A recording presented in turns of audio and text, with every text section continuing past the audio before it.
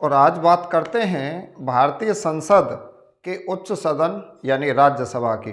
तो हम जानते हैं कि भारतीय संसद के 3 अंग होते हैं, लोकसभा, राज्यसभा, राष्ट्रपति, और 2 सदन होते हैं, लोकसभा और राज्यसभा। तो अब हम बात करने वाले हैं राज्यसभा की। तो राज्यसभा से संबंधित जो महत्वपूर्ण तत्व हैं पेपर की दृष्टि से वो सभी लिखे हुए हैं। पहले इन्हें समझ लेंगे 2 मिनट में, और उसके बाद लास्ट में आप इसका स्क्रीनशॉट लेंगे और वीडियो को भाई फुल स्क्रीन करके देखेंगे।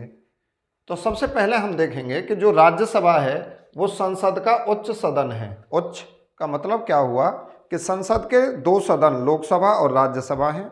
लोकसभा संवैधानिक दृष्टि से संसद का निम्न सदन है, जबकि राज्यसभा संवैधानिक दृष्टि से उच्च सदन है, ऊपरी सदन है। राज्यसभा स्थायी सदन है, अर्थात राज्यसभा कभी भंग नहीं होता है, इसलिए इसे स्थायी सदन कहा जाता है। आगे इस पर चर्चा करेंगे। अब देखेंगे राज्यसभा के जो सदस्यों की अधिकतम संख्या है वो है 250। 250 से अधिक नहीं हो सकती है, ये अधिकतम है, मैक्सिमम। वर्तमान में कितने सदस्य हैं राज्यसभा में? तो आप बोलोगे 245 सदस्य हैं, जिनमें से 233 सदस्य निर्वाचित होते हैं और 12 सदस्य मनोनीत होते हैं। अब ये जो निर्वाचित हैं ये तो चुने जा रहे हैं। अब मनोनीत का मतलब क्या हुआ? ये बहुत इंपॉर्टेंट फैक्ट है। राज्यसभा में राष्ट्रपति के द्वारा 12 सदस्य मनोनीत होते हैं। अब ये 12 सदस्य कौन हैं जिन्हें राष्ट्रपति महोदय मनोनीत करते हैं? तो ये 12 सदस्य वो होंगे जो कला, साहित्य, विज्ञान और समाज सेवा में बहुत ख्याति प्राप्त व्यक्ति हैं, जो बहुत फेमस हैं, बड़े स्तर के व्यक्ति हैं इन क्षेत्रों से। उन्हें राष्ट्रपति ऐसे 12 व्यक्तियों को राज्यसभा के लिए मनोनीत करते हैं। तो ये बहुत इम्पोर्टेंट फैक्ट है आपका। इसके बाद नेक्स्ट चलते हैं। राज्यसभा एक स्थायी सदन है, यह कभी भंग नहीं होता। क्यों नहीं होता भाई? तो ध्यान रखेंगे कि जो राज्यसभा के सदस्यों का कार्यकाल है ना, वो 6 वर्ष होता है। राज्यसभा के सदस्यों का कार्यकाल होता है 6 वर्ष, और हर 2 साल बाद इसके 1/3 सदस्य सेवानिवृत्त हो जाते हैं। 1/3 सदस्य का मतलब ये हुआ कि अगर 3 सदस्य हैं तो 1 रिटायर हो जाएगा। कब? 2 साल बाद उसका कार्यकाल पूरा हो जाएगा, उसकी जगह पे फिर नए सदस्य चुने जाएंगे। तो 3 में से 1 जब कार्यकाल पूरा कर लेगा तो 2 तो लोग राज्यसभा में बच ही जाएंगे ना शेष। तो इसलिए ये कभी भंग नहीं होता है। तो राज्यसभा एक स्थायी सदन है जिसका कार्यकाल होता है 6 वर्ष। किसका कार्यकाल है 6 वर्ष? राज्यसभा के सदस्यों का। इसके बाद नेक्स्ट हमने यहाँ लिख दिया है 1/3 सदस्य प्रति 2 वर्ष बाद सेवानिवृत्त होते हैं। और एक ये क्वेश्चन बहुत इंपॉर्टेंट है कि राज्यसभा का सदस्य बनने के लिए न्यूनतम आयु कितनी है? तो भाई यहाँ यही क्वेश्चन महत्वपूर्ण है योग्यताओं में कि राज्यसभा सदस्य बनने की न्यूनतम आयु सीमा क्या है? तो आप बोलोगे 30 साल। जबकि लोकसभा सदस्य बनने की न्यूनतम आयु सीमा क्या है? तो 25 साल।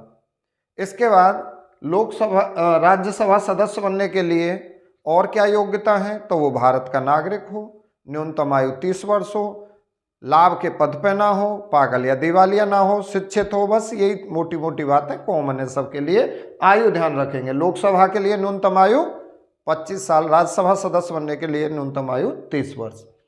इसके बाद नेक्स्ट बढ़ेंगे। भारत का उपराष्ट्रपति राज्यसभा का पदेन सभापति होता है। एक तो बात ये ध्यान रखेंगे कि जो राज्यसभा का सभापति होता है उसे चेयरमैन कहा जाता है। कई बार राज्यसभा का सभापति नहीं आएगा, हिंदी और इंग्लिश दोनों में चेयरमैन आ जाएगा। तो याद रखेंगे राज्यसभा के सभापति को अंग्रेजी में चेयरमैन कहते हैं।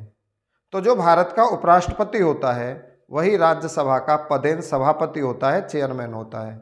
और भारत के उपराष्ट्रपति को जो वेतन मिलता है वो राज्यसभा के पदेन सभापति के तौर पर मिलता है।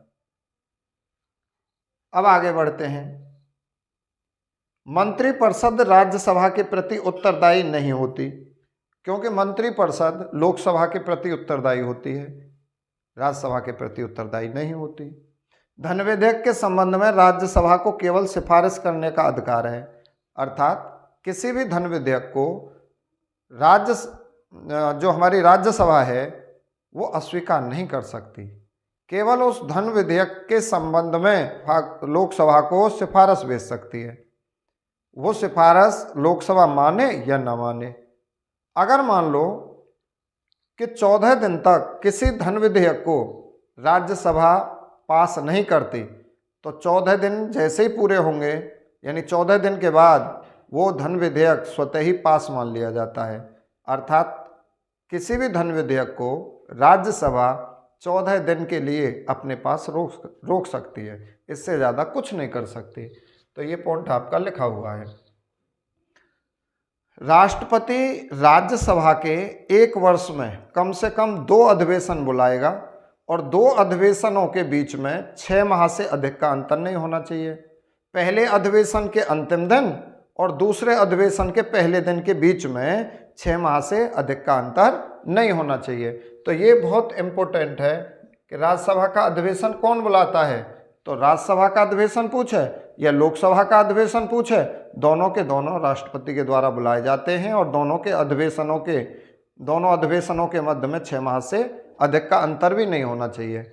इसके बाद ध्यान देंगे कि भाई जो राज्यसभा का पहली बार गठन हुआ था वो हुआ था 1952 में। अब यहाँ पे कुछ फैक्ट हैं। सर्वाधिक राज्यसभा सदस्यों वाला जो राज्य है वो आपका उत्तर प्रदेश है। तो याद रखेंगे, सर्वाधिक राज्यसभा सदस्यों वाला राज्य उत्तर प्रदेश। कितने राज्यसभा सदस्य चुने जाते हैं उत्तर प्रदेश से? 31। सर्वाधिक लोकसभा सदस्यों वाला राज्य उत्तर प्रदेश। लोकसभा के 80 सदस्य उत्तर प्रदेश से चुने जाते हैं। सर्वाधिक विधानसभा सदस्यों वाला राज्य उत्तर प्रदेश 403 और सर्वाधिक विधान परिषद वाला राज्य भी उत्तर प्रदेश ही है। अब यहाँ दूसरा और चौथा पॉइंट और आप नोट कर लेंगे। सर्वाधिक राज्यसभा सदस्यों वाला यूटी मतलब यूनियन टेरिटरी, केंद्र शासित राज्य, तो वो जम्मू कश्मीर है। तो राज्यसभा में केंद्र शासित राज्यों से सबसे ज़्यादा सदस्य जम्मू कश्मीर से चुने जाते हैं 4 और सर्वाधिक लोकसभा सदस्यों वाला यूनियन टेरिटरी, केंद्र शासित राज्य दिल्ली है, यहाँ से चुने जाते हैं 7। तो अब आप इसका स्क्रीनशॉट लेंगे।